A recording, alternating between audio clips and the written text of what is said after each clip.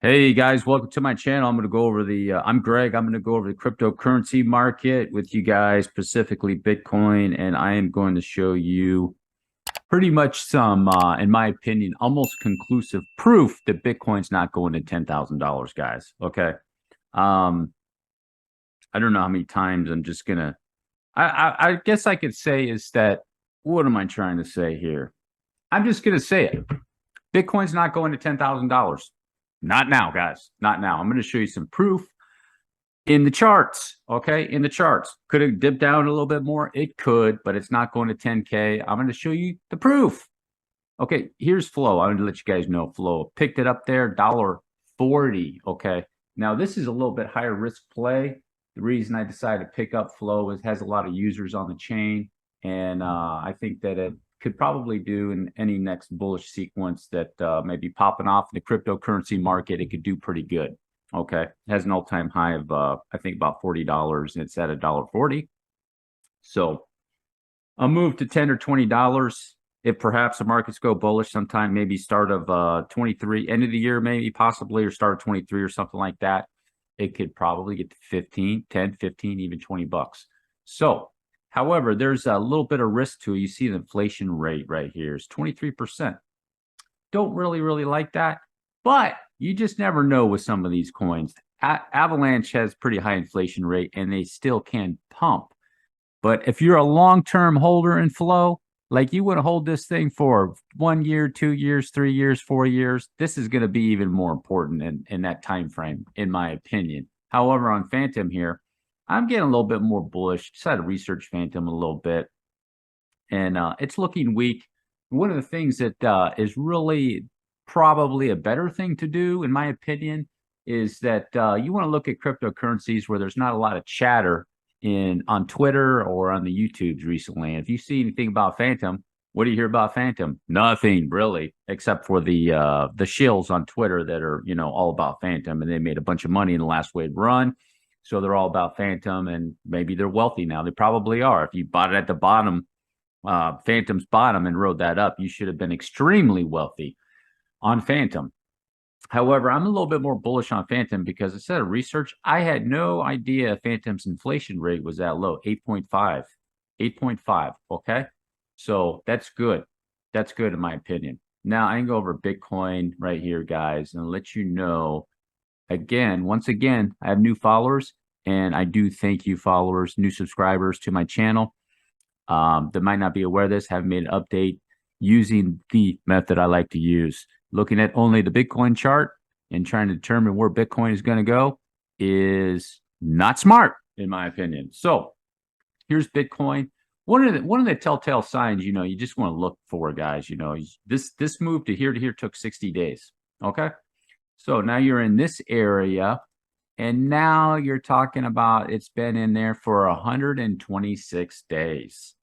Time to start questioning that. Okay, now when it was here, could they question it? Sure. Now drop down here, could they question it? But the time should be giving you some clues about, hey, maybe something else is going on with Bitcoin. And where's the evidence that I have? The evidence is right here in the GBTC chart. Okay, this GBTC has been in a correction since February 21 and went down in an A, B, and a C. And I decided to put some Fibonacci levels on there for a nice flat move. That would be a flat move that it did. So this is a very aggressive correction, very common move in the cryptocurrency market. By the way, those that are new, this is GBTC. The only thing in the portfolio of GBTC, which is Grayscale Bitcoin Trust, is Bitcoin.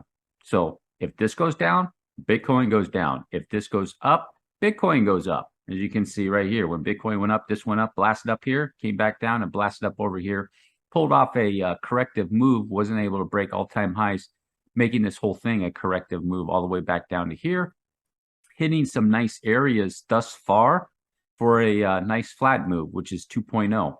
Kind of deep. I would say it's kind of deep for an asset like this. I would have expected 1.618, but 2.0 is acceptable. As a matter of fact, if it was an expanded flat, 2.618 is not out of line either.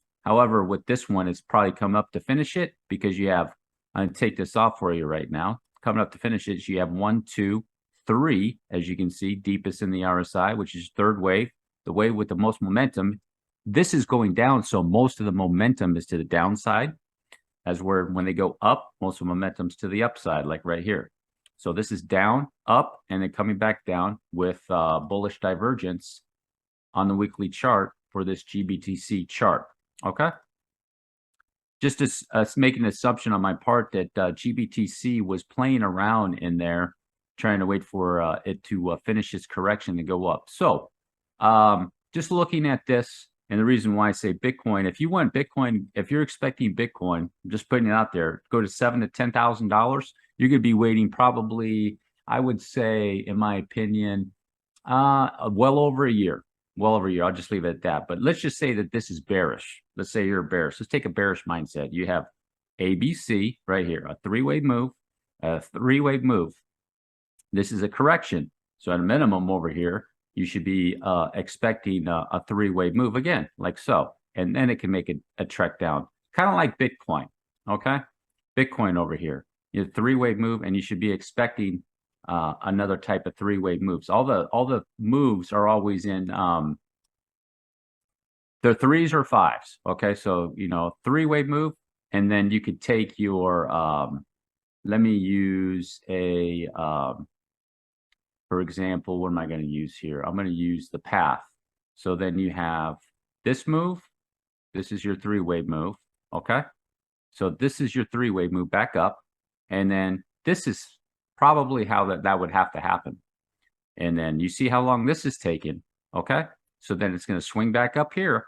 This is for the bears. I'm just saying an example. Then this three-wave would this would be a connector for this three-wave, and then it'd come back down here. So you'd be looking at probably 2024, just to give you an idea. So that's my take on it. And then the key here is GBTCs. I don't think that it is bearish.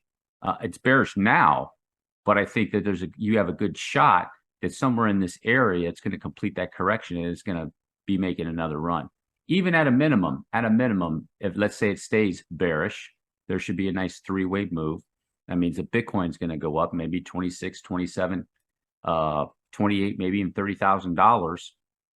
And then there's going to be an awesome opportunity in a lot of the altcoins that are quite a few of them been showing on my my YouTube channel here that they're ready to blast off. Some of them have already blasted off. Luxo being one of them. I think Casper's another one. Just a couple examples to find those cryptocurrencies in that are ready to go. However, I think that this is just coming up to complete the correction. It's not going to be dropping down here. It's not giving any of those signals or anything like that. As a matter of fact, this asset is in prime time support area right now. And it's getting ready to finish it up, and it's probably going to make another move. Is it going to do this diagonal type move? It very well could, guys.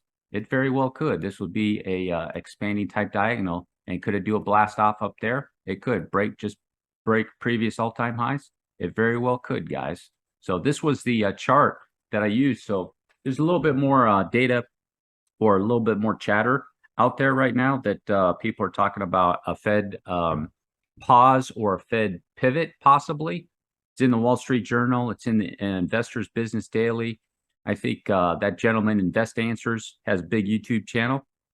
Is talking about it a little bit, and that is a possibility. And I used this chart probably about 2 or 3 weeks ago, maybe a month ago, and I said, well, if GBTC is going to finish here and make this move, then more than likely the Fed is going to probably be doing a pause or maybe a pivot sometime in the future. When that will be, I don't know. But this chart is telling me that. And Bitcoin is more than likely not going down here to 10K like the masses suggest. If you made it all the way to the end, do me a huge favor. Drop a like. Hit the subscribe button. Peace.